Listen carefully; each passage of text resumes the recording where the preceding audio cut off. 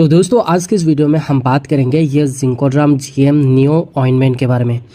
तो दोस्तों इसके बारे में पूरी जानकारी देंगे कि ये जिंकोड्राम जो ऑइंटमेंट है ये कौन कौन सी स्किन की बीमारियों में इसे इस्तेमाल करते हैं, यानी इसे इस्तेमाल करने से स्किन पर क्या क्या फ़ायदा हो सकता है और कैसे ये काम करते हैं और किस तरह इसे लगाया जाता है।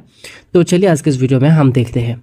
तो दोस्तों ये जिंकोड्राम जो जीएम नियो जो ऑइंटमेंट है इसके अंदर जो कॉम्पोजिशन यानी जो सॉल्ट इसके अंदर दिया गया है वो है क्लोबेटासोल, नियोमाइसिन और मिकोनाजोल। ये 3 कॉम्पोजिशन इसके अंदर दिया गया है।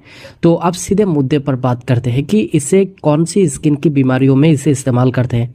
तो देखिए दोस्तों, जब स्किन पर बैक्टीरियल इन्फेक्शन और फंगल इन्फेक्शन ये दोनों इन्फेक्शन जब मिक्स हो जाता है तो ऐसे परिस्थितियों में यह जिंकोड्राम जीएम नियो जो ऑइंटमेंट है इसे इस्तेमाल करते हैं।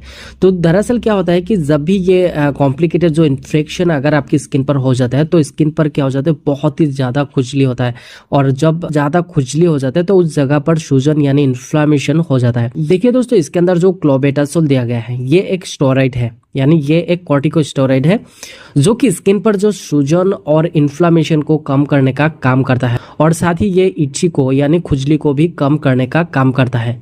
उसके अलावा भी इसके अंदर जो नियोमाइसिन दिया गया है ये एक एंटीबैक्टीरियल मेडिसिन है जो कि बैक्टीरिया को मारने का काम करता है यानी रोकने का काम करता है।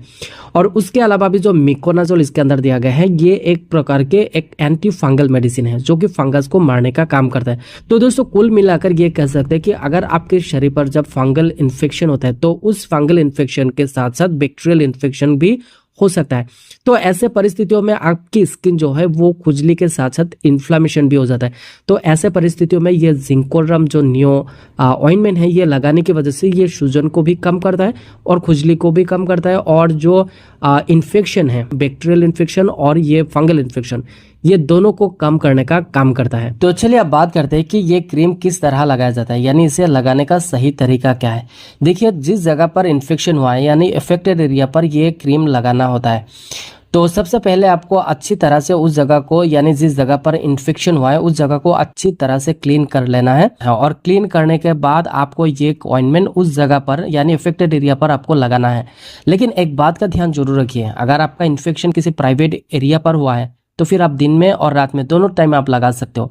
लेकिन अगर आपके इन्फेक्शन किसी फेस पर हुआ है या फिर शरीर के किसी अन्य हिस्से पर हुआ है तो ऐसे परिस्थितियों में ये क्रीम लगाने के बाद यानी ये ऑइंटमेंट लगाने के बाद आप धूप में बिल्कुल भी नहीं जाना है। इस बात का ध्यान जरूर रखिए क्योंकि ये लगाने के बाद अगर आप धूप में जाते हो तो ये आपकी स्किन सेंसिटिविटी को बढ़ा सकता है क्योंकि इसके अंदर क्लोबेटासोल दिया गया है और क्लोबेटासोल जो है ये स्किन को बहुत ही ज़्यादा पतला बना देता है। अगर आप धूप में जाते हो ये क्रीम लगाने के बाद तो आपकी स्किन पर काले दाग भी पड़ सकते हैं, स्किन पर बहुत ही ज़्यादा रैशेस या फिर इच्छी भी बहुत ही ज़्यादा हो सकता है, आपका स्किन खराब हो सकता है। तो ऐसे परिस्थितियों में यानी ये क्रीम लगाने के बाद आप धूप में बिल्कुल भी नहीं जाना है। अगर आपके फेस पर या फिर किसी अन्य हिस्से पर हुआ है तो फिर बेहतर है कि आप रात के सोने के टाइम ही आपको लगाना चाहिए, ठीक है। अन्यथा आप ये प्राइवेट एरिया पर दिन में भी लगा सकते हो। तो इस बात का ध्यान अच्छी तरह से आपको रखना है, ठीक है। तो आई होप कि ये इन्फॉर्मेशन आप सभी के लिए बहुत ही ज़्यादा यूजफुल होगा।